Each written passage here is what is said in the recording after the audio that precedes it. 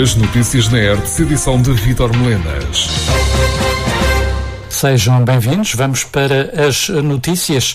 O município de Tomar encontra-se a concluir a renovação e alargamento da rede de equipamentos para deposição de óleos alimentares usados de origem doméstica com o intuito de garantir, junto da população, uma resposta adequada para este tipo de resíduos. Com esta operação ficam disponíveis um total de 26 oleões, distribuídos por várias freguesias em pontos considerados estratégicos. Assim, 14 oleões ficam situados na cidade e os restantes em Carrazede, freguesia de Paialvo, Carregueiros, Carvalhos de Figueiredo, freguesia urbana, Sem-Soltos, na freguesia de Madalena e Beselga, Linhaceira, Aceceira, Mijoelho, na freguesia urbana, Olalhas, Pedreira, São Pedro, Serra, Serras da Sabacheira e Torres, na freguesia de Casais e Alviobeira. A empresa responsável pela recolha é a Hard Level Energias Renováveis S.A. e tem um custo de 5.200 euros por ano.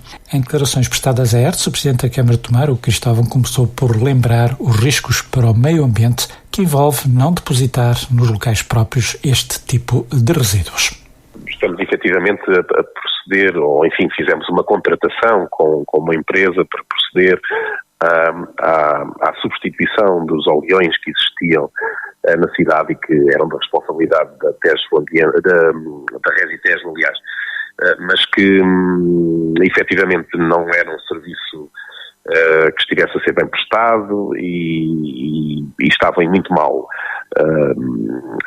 estado e também muito mau aspecto a generalidade desses oleões, e a verdade é que a questão dos óleos alimentares são também um grave problema ambiental, nomeadamente quando depois são, digamos, deixados ou despejados, nomeadamente nos esgotos domésticos, e portanto vão parar quer às vias portanto às redes de água, às linhas de água, quer aos solos. E portanto é também importante passar esta mensagem de sensibilização para a correta deposição de mais este resíduo, neste caso os óleos alimentares domésticos, e é isso que, portanto, pretendemos fazer. É uma nova, digamos, rede de oleões, são 26 oleões, distribuídos não apenas na cidade, mas também depois em alguns pontos centrais das várias freguesias do concelho, e, enfim, um investimento do município que não é muito dispendioso, mas que ainda assim tem algum investimento, ainda para mais de algo que, em bom rigor, não seria responsabilidade municipal, mas, como já disse, da Resitex, mas porque entendemos que assim o serviço será melhor prestado, portanto entendemos fazer este serviço, e portanto agora há que apelar depois então aos cidadãos para a sua correta utilização. Portanto, é de facto nestes locais que os óleos alimentares, domésticos, portanto de cidadãos individuais, devem ser colocados. E há que sublinhar isto, cidadãos individuais, portanto obviamente que as empresas, e falo por exemplo da restauração, têm outros mecanismos aos quais estão obrigados e aos quais devem recorrer. Um homem de 39 anos foi detido pela Polícia de Segurança Pública da Nazaré, Distrito de Leiria, para cumprimento de pena de 4 anos e 4 meses de prisão efetiva pelo crime de tráfico de droga. A detenção ocorreu numa esplanada, na altura em que o indivíduo foi reconhecido por um agente da PSP que se encontrava de folga e que, ato contínuo, solicitou a comparência de polícias da esquadra local para efetivar a sua detenção. O homem, depois de abordado pelas autoridades, exibiu, como sendo sua identidade, uma carta de condução nacional emitida em nome de outra pessoa, tentando enganar os agentes, mas sem sucesso. O detido foi conduzido ao estabelecimento prisional de Leiria para o cumprimento de pena. Rádio Hertz, a primeira a informar. Está disponível para consulta no site do município de Sertão um mapa que identifica os terrenos em situação de incumprimento localizados no concelho no que se refere à gestão de combustível. As localizações também podem ser consultadas nas juntas e uniões de freguesia do concelho de Sertão. Os proprietários de referidos terrenos são obrigados a efetuar a gestão de combustível nos 100 metros em redor dos aglomerados populacionais e nos 50 metros em redor das habitações isoladas em espaço rural. Termina a 31 de maio o prazo para os proprietários efetuarem a gestão de combustível combustível em terrenos em situação de incumprimento, identificados e georreferenciados por elementos das equipas de proteção da natureza e do ambiente e da Unidade de Emergência e Proteção e Socorro da GNR. A consulta dos locais em incumprimento não dispensa também a consulta dos mapas referentes à gestão de combustível de edificações isoladas e aglomerados populacionais, também disponíveis no site do município da Sertã. A partir do dia 1 de junho, a GNR verificará no terreno se a gestão de combustível foi efetuada, quer nos locais identificados no mapa, quer nos demais locais que não cumpram os critérios. Caso se verifique incumprimento, será levantado um auto de contraordenação com a respectiva coima, sendo dado conhecimento ao município da Sertã, que notificará o proprietário do prazo de 10 dias para efetuar o trabalho. Rádio Hertz, a primeira a informar. O PSD na Câmara de Tomar voltou a referir a necessidade de manutenção e revitalização dos parques infantis da cidade. Os pormenores com o António Feliciano. Os parques infantis situados em Tomar, desde logo na área urbana, voltaram a ser assunto em análise na recente sessão do Executivo, à altura em que Luís Francisco, vereador do PSD, apelou para que fosse feita manutenção e revitalização de alguns desses espaços que estão encerrados, numa análise que também se estende a Rinques, cujo piso está em estado degradado. O eleito disse que a autarquia deveria cuidar de todos esses espaços.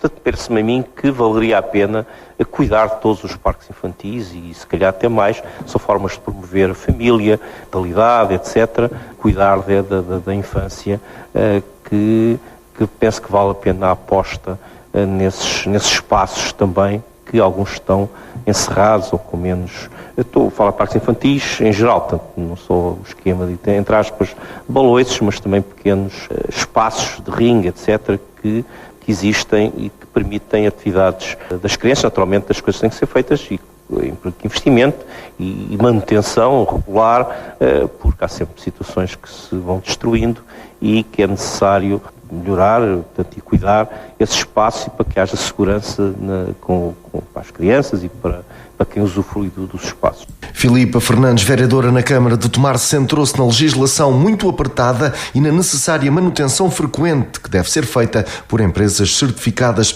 A eleita do PS deixou claro que a opção do município passa por criar bons e grandes parques, diminuindo as estruturas pequenas e de menor utilização. Os parques infantis, Sr. Vereador, têm uma legislação, primeiro, muito apertada. Tem uma exigência hoje em dia que há uns anos atrás não tinha. E requer uma manutenção exaustiva e frequente dos mesmos, com os nossos serviços ou com empresas que nós vamos contratando para o efeito. Portanto, temos as duas modalidades. Portanto, por um lado, temos os nossos serviços locais a fazer a manutenção e a vistoria aos parques infantis e, por outro lado, também temos empresas que vêm complementar aquilo que é o apoio aos nossos funcionários, porque também, assim, a lei também obriga que esta manutenção seja feita por empresas certificadas. E isto foi uma opção nossa, deste Executivo, efetivamente, ou seja, criar alternativas no concelho de bons e grandes parques infantis, diminuindo aqueles que são mais pequenos e que tinham menos utilização. Ou seja, também não foram assim tantos que encerraram. E aqueles que estão a encerrar, garantimos a abertura de um espaço novo nessa localização. Portanto, recorde-se da Cavaleiros de Cristo e junto ao Centro de Saúde de Marmelais. Havia duas pequenas infraestruturas infantis. Essas sim, a ideia é acabar, portanto, finalizamos com eles porque abrimos na Nabância um parque infantil que dá resposta a toda essa zona. Isto permite uma melhor coordenação, uma melhor colaboração e uma melhor manutenção destes espaços e também uma melhor frequência também por parte dos utilizadores, porque efetivamente ter muitos parques espaçados e depois ter pouca utilização também não me parece benéfico. Rádio Hertz, informação. Está oficialmente formalizado o protocolo entre a Câmara de Tomar e o Centro de Assistência Social, o CAST, acordo esse que visa o acompanhamento regular de pessoas idosas ou isoladas ou especialmente vulneráveis, neste particular com auxílio no acesso aos serviços da comunidade como sociais e de saúde, instituições bancárias, entre outros, Para além disso, registro para o combate à solidão e ao isolamento através da dinamização de um projeto de voluntariado de proximidade. Este protocolo, recorde-se, tinha sido aprovado em recente reunião da Câmara de Tomar. Em termos práticos, pretende-se acompanhar um mínimo de 60 pessoas através do atendimento, encaminhamento, visitas domiciliárias, apoio no acesso à saúde, entre outras atividades diversas. Para isso, o município apoiará o CAST com uma verba até ao montante de 35 mil euros, referente ao ano de 2024. Rádio Hertz. Informação. A rua Jeta Magnini, situada no bairro 1º de Maio, em Tomar, é uma das artérias que será intervencionada depois de garantido o empréstimo de 3 milhões e 100 mil euros que a autarquia pretende assegurar para a requalificação de vias na reabilitação urbana no concelho. Aquela rua terá melhoramentos ao nível do pavimento, na iluminação e no saneamento, uma intervenção profunda que irá ajudar a ultrapassar as carências e limitações que ali se verificam. Para além da Jeta Magnini, registro para a requalificação da Miguel Ferreira, do Jardim Escola João de Deus, assim como a via de ligação de Olalhas a Ferreira do Zezer, ainda no troço Internacional 110 e a Boboreiras, para além das intervenções projetadas para a freguesia de São Pedro, dentre as quais a ponte de Vermoeiros, fechada à circulação há vários anos. Quanto à reabilitação urbana, a ideia passa por intervir em Casal dos Frades. Depois da consulta a diversas entidades bancárias, a Câmara optou pelas condições apresentadas pela Caixa de Crédito Agrícola, condições essas que serão analisadas agora pela Assembleia Municipal em meados deste ano de 2024. Já poderá haver fumo branco relativamente a algumas dessas intervenções.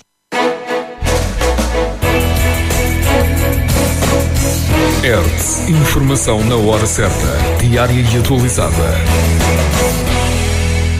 O município do entroncamento pretende criar condições que reforcem a cadeia de sobrevivência para os municípios que possam ser vítimas de uma paragem cardiorrespiratória, respondendo com uma maior proximidade e rapidez a situações de fibrilhação ventricular. Nesse sentido, o Serviço Municipal de Proteção Civil implementou recentemente a segunda fase de equipar edifícios municipais com desfibrilhadores. Nesta segunda fase foram colocados 5 equipamentos no posto de turismo do Centro de Convívio da Terceira Idade, Mercado Municipal, Cine-Teatro de São João e Centro Cultural. Na primeira fase já tinham sido colocados desfibrilhadores no pavilhão desportivo municipal e nas piscinas municipais.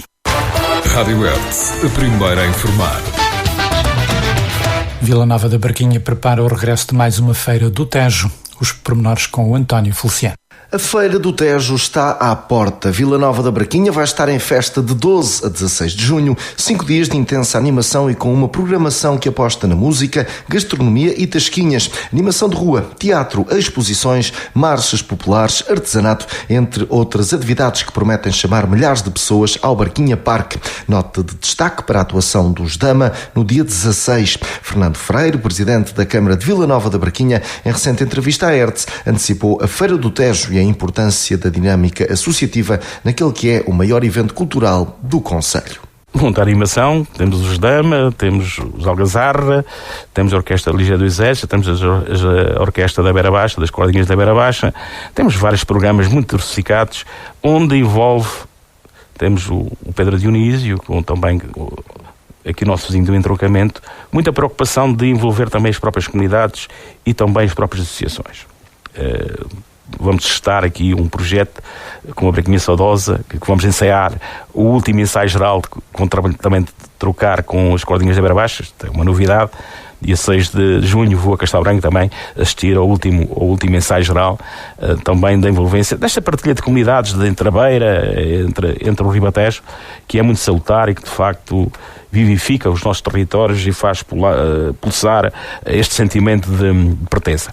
E isso é muito visível nas nossas feiras do Tejo, ou seja, feito muito para as coletividades, muito também mostrando aquilo que bom fazem durante o ano, mas depois também dão a conhecer a quem nos visita e a quem, de facto, durante o mês de junho, e é muita gente, nos visita em termos do turismo dos templários e do turismo religioso, mas também aproveita e vai ficando aqui uns dias.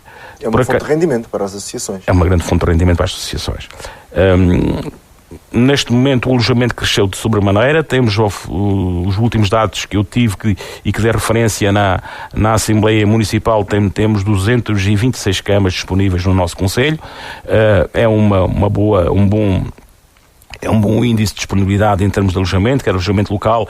Quando falo de alojamento, estou a falar dos alojamentos locais, quer dos hotéis, quer também das pensões e outras variáveis, mas temos as condições ideais para receber e para acolher, sentindo os nossos territórios e vivendo com as coletividades. Esse é um tema que é recorrente todos os anos e que fazemos a nossa festa, envolvendo toda a comunidade e todas as mais-valias dessa própria comunidade e o seu pulsar e o seu sentir. Foi assinado nos espaços do Conselho o protocolo de parceria para a implementação e acompanhamento do Núcleo Local de Garantia para a Infância de Tomar. Na cerimónia estiveram presentes a Vice-Presidente da Câmara de Tomar, Filipa Fernandes, e a Coordenadora Nacional da Garantia para a Infância, Sónia Almeida. Mais importante do que a assinatura do protocolo, salientou a Coordenadora, perante os convidados presentes, que fazem parte do Núcleo Local de Ação Social, é que todos trabalhem em conjunto para ajudar no propósito nacional de reduzir, no mínimo em 50% até 2030, o número de crianças em situação de pobreza. Mas se esse é um desígnio nacional, frisou Sónia Almeida, que a situação concreta e o modo de atuação mais adequado divergem muito do Conselho para Conselho, da importância da Constituição e do trabalho dos núcleos locais, em que Tomar agora se junta a um grupo de 74 por todo o país. Uma importância que foi enfatizada também por Filipa Fernandes, que salientou o envolvimento de todos os atores tomarenses nesta matéria, a começar desde logo pelos agrupamentos escolares. Nos termos do protocolo, os parceiros comprometem-se a colaborar na persecução das ações dirigidas à prevenção e combate à pobreza infantil e à exclusão social, sendo da competência do município garantir, entre outros aspectos, uma abordagem diagnóstica do fenómeno da pobreza infantil e da exclusão social, que contemple as áreas setoriais responsáveis pelos serviços essenciais, respeitantes a cuidados de primeira infância, educação e atividades em contexto escolar, saúde, alimentação saudável e habitação adequada, a assegurar uma intervenção e acompanhamento de proximidade junto das crianças e jovens em situação de vulnerabilidade social e das suas famílias, por forma que os problemas identificados sejam eliminados e as suas causas ou origens extintas ou reduzidas, bem como a promover uma intervenção favorecedora da igualdade de acesso efetivo aos serviços essenciais acima referidos, refere uma nota de imprensa da autarquia nabantina. Rádio Hertz, a primeira a informar. Depois da realização de 2 festivais de lanternas flutuantes, este ano letivo, o Agrupamento de Escolas de Nuno Santa Maria vai produzir um novo evento, o Jardim de Luz. Este projeto, uma parceria entre o Agrupamento de Escolas de Nuno Santa Maria e o município de Tomar, é desenvolvido pelas crianças do ensino pré-escolar e alunos do primeiro e segundo ciclos. Conta com a colaboração dos professores do curso profissional técnico de multimédia. A atividade estrutura-se em torno de domínios como a educação ambiental e o desenvolvimento sustentável, e partindo das aprendizagens feitas nas várias disciplinas, serão apresentadas centenas de lanternas feitas com a reutilização dos mais diversos materiais, repartindo-se por 10 temas. O evento vai decorrer no Jardim do Mochão, no dia 15 de junho, pelas 21h30, e assinala o encerramento do ano letivo. A entrada no Jardim da Luz é paga com uma rolha de cortiça, uma tampinha plástica ou uma pilha, que o visitante irá depositar nos ecopontos à entrada, como forma de sensibilizar toda a comunidade para a importância da reciclagem. Rádio Hertz, informação. E fechamos com a habitual nota do dia, hoje com José Rogério. Como os ouvintes sabem, a campanha para as eleições europeias de 9 de junho está em velocidade de cruzeiro, com mais ou menos trocas de acusações entre os candidatos partidários. No entanto, estas picardias políticas são o menos importante da campanha, pois o essencial é os candidatos alertarem os eleitores para o facto da Europa estar a perder força económica, política e diplomática em várias instâncias mundiais por várias razões. Porque a guerra da Ucrânia está a consumir muitos recursos financeiros, materiais e militares até ao ponto de exaustão, porque a Europa tem perdido capacidade de atuação nos países afro-americanos e no espaço Indo-Pacífico, porque não tem reforçado as suas competências industriais nem tecnológicas e porque não tratou de fazer o seu alargamento político aos países do leste. Para complicar a situação, há muitos anos que a Europa está enredada nas teias da segurança e da defesa, sem ter uma política comum, ficando dependente da estratégia dos Estados Unidos e da proteção da NATO. Mais recentemente, os líderes europeus também estão a ser fintados pelas redes clandestinas de tráfico humano que canalizam milhões de pessoas ilegais para o nosso continente, aproveitando o déficit demográfico e a falta de mão de obra em vários setores de atividade. Por outro lado, ao longo dos anos, as eleições europeias têm servido aos partidos portugueses como uma espécie de barómetro ou de desforra das eleições internas e, por isso, o ato eleitoral de 9 de junho também vai servir para testar o apoio ao executivo da AD e para medir a força eleitoral dos partidos da oposição, sobretudo do PS. Por fim, em Portugal, no Médio Tejo e em Tomar, será importante os eleitores votarem em massa para combater a elevada abstenção de 2019, que atingiu quase 70%, até porque as forças eurocéticas, populistas ou extremistas tudo farão para mobilizar os seus votantes e para minar as instituições e a unidade europeia. Votos de boa semana. E é tudo, assim fechamos. Vamos então ficar por aqui. Fique bem, fique com Hertz. Estas e outras notícias em radiohertz.pt.